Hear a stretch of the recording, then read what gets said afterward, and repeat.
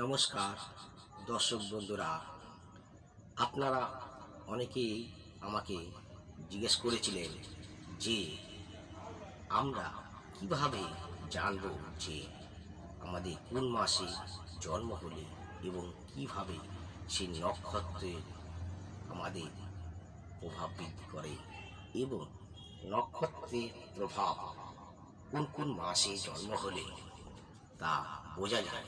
সেইটা আমি স্পষ্টভাবে আপনাদের বুঝিয়ে দেব যে কিভাবে নক্ষত্রের প্রভাব বৃদ্ধি হয়। বৈশাখ মাসে মেষ রাশি নক্ষত্র হলো আশ্বিনী, ভরণী ও কৃত্তিকা।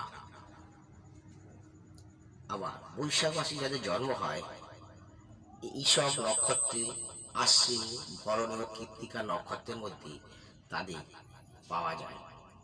এবং জ্যৈষ্ঠ মাসে যাদের জন্ম হয়, জ্যৈষ্ঠ মাসে বৃষ রাশি যাদের জন্ম হয় কৃত্তিকা, রোহিণী ও মৃগশিরা নক্ষত্রেতে তাদের জন্মের প্রভাব পাওয়া যায়।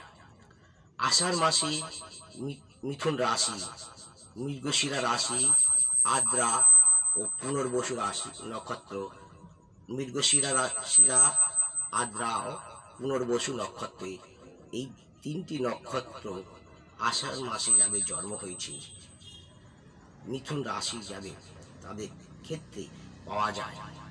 আবার শ্রাবণ মাসে কর্কট রাশি, পুনর্বসু নক্ষত্র, পুষ্যা নক্ষত্র, অশ্লেষা নক্ষত্র এই শ্রাবণ মাসে যাদের জন্ম হয়েছে তাদের কর্কট রাশি তাদের কি হয়, কর্কট রাশি হতে পারে। এবং পুনর্বসু নক্ষত্র, পুষ্যা নক্ষত্র, অশ্লেষা নক্ষত্র তাদের পাওয়া যায়। এবং ভাদ্র মাসে সিংহ রাশি, যেমন মাঘা নক্ষত্র, পূর্ব ফাল্গুনী নক্ষত্র, উত্তর ফাল্গুনী নক্ষত্র তাদের জন্মলগ্নে পাওয়া যায়। এবং আশ্বিন মাসে যাদের জন্ম হয়েছে তাদের কন্যা রাশি এবং উত্তর ফাল্গুনী নক্ষত্র, হস্ত ও চিত্রা নক্ষত্রে তাদের পাওয়া যায়। কার্তিক মাসে যাদের জন্ম হয়েছে তুলা রাশি তাদের চিত্রা ও সাবতী, বিশাখা নক্ষত্রে তাদের জন্ম। অগ্রহায়ণ মাসে যাদের জন্ম হয়েছে বৃশ্চিক রাশি এবং বিশাখা নক্ষত্র, অনুরাধা নক্ষত্র ও জ্যৈষ্ঠ নক্ষত্র। পৌষ মাসে যাদের জন্ম হয়েছে তাদের ধনু রাশি, মূলা ও পুষা নক্ষত্র, উত্তরাশা নক্ষত্রতে তাদের জন্ম হয়েছে। এবং মাঘ মাসে মকর রাশি,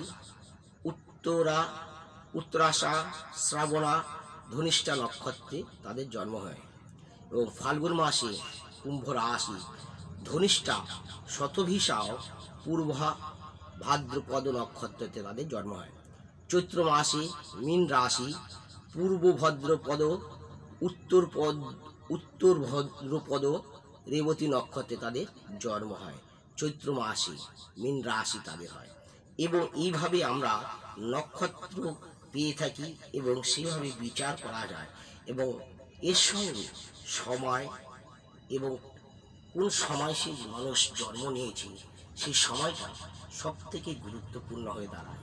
এবং তারিখ এবং সময়টা, সেই সময়টা অনুসারে এই নক্ষত্র পাওয়া যায়। এই মাসে এই নক্ষত্রগুলিকে পাওয়া যায় এবং সেই নক্ষত্র কিভাবে তা কাজ করে, এই নক্ষত্রের গুণ থেকে মানুষের কিভাবে গুণগুলো পাওয়া যায় সেটাও আমরা জানতে পারি, সহজ ভাষায় এটা জানা যায়। কিন্তু তাহলে আমরা এইসব মানুষদের কীভাবে চরিত্র হয় তাও আমরা পরে আবার বুঝিয়ে দেব আপনাদের সবাইকে।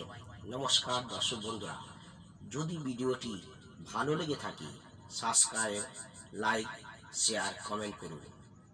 নমস্কার দর্শক বন্ধুরা।